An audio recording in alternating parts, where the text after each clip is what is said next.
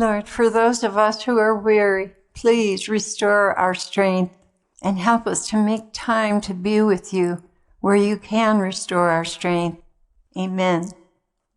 So today I was uncomfortable. My body was aching and hurting, and I don't want to complain. So when I came into prayer, I said to Our Lady, please forgive my complaining, Mother. I wasn't saying anything, but I was feeling it.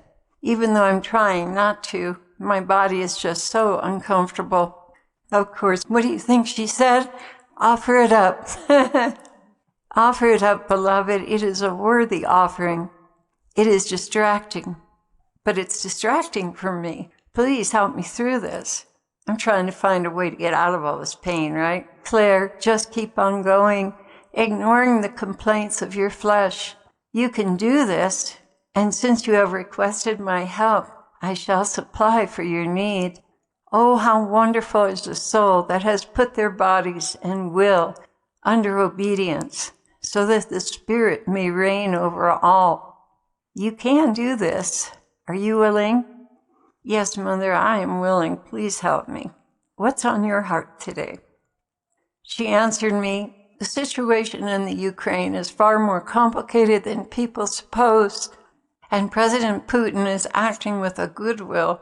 However, he is only a man.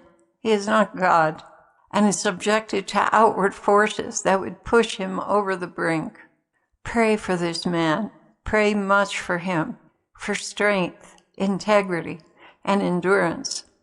In the meantime, you who live in this country, continue to prepare, continue to pray, and again, I ask you to pray for your enemies. This is more important than you suppose, and you have let this slip from your mind. Of course, the enemy does not want you praying for his servants. Please embrace this prayer with more constancy. And then she was quiet, so I just sat here waiting for her to say something else, and all of a sudden the Lord was in front of me. He said, I am here to strengthen you and draw you closer into my arms. I love you so much, and I don't want you listening to those deprecating words every morning. And what he's talking about is when I get up in the morning, I get hit with everything I haven't done right, or I haven't gotten done yet, or I forgot, or whatever.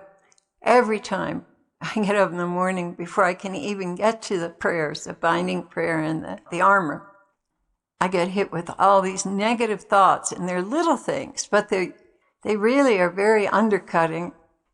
The Lord went on to say, you are doing the best with what you have, and I hate to see you undercut in this way. I guess sometimes I get to the point where I'm comparing the ability of other people to get things done with myself, and I never should do that. That's not the right thing to do at all. But I look up to certain people, and I think to myself, why can't I be that way? And it goes into a downward spiral from there. So I know I have to stop doing that. He said, I am pleased with you. I am. Oh, please do not let this false guilt destroy what you've been given. They're trying to paralyze you so you will not have the confidence to work and do what is yours to do. They have demoralized you so much that even now you are struggling to do anything. I want this condemnation to come to an end. You are not a failure, but they would have you believe that so that you'll give up and stop trying to do anything good. They're liars, one and all. And I said, Lord, I don't know how to change this. And he answered, spend more time in dwelling prayer, for I have much to say to you. But more than that, I want to heal what the dark forces have been doing to you. I want you back up on your feet and in the saddle. You've been limping along. As a matter of fact, you are not the only one.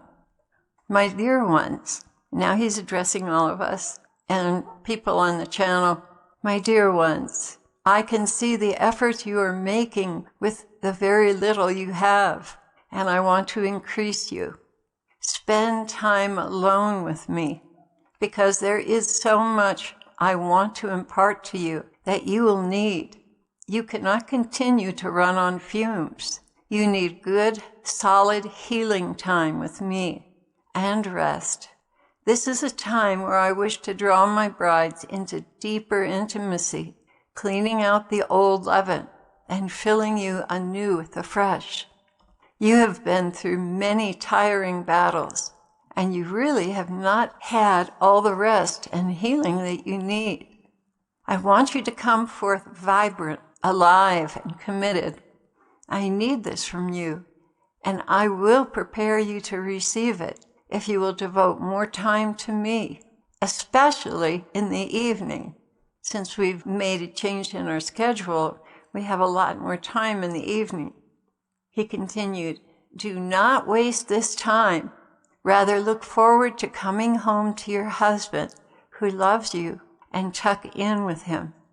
Or even if you have a roommate, explain to them what you're doing so they will cooperate. This will also be a very good example to them to be doing the very same thing. Find a quiet place where you will not be interrupted. Even a storage room would work. Just as long as you have your own space and it's very quiet, you and I can concentrate on one another. This will also be a very good example to others to be doing the very same thing with their time in the evening. So many times I watch you in the evening wasting time when I desire to be with you. So now I'm asking you to make a concerted effort to be mine in the evening. I have deliberately allowed you to have the evenings to yourselves so that you will cultivate your time with me, going deeper, even going to heaven with me. I desire for you all to go deeper and immerse yourselves in my love, which I am aching to share with you.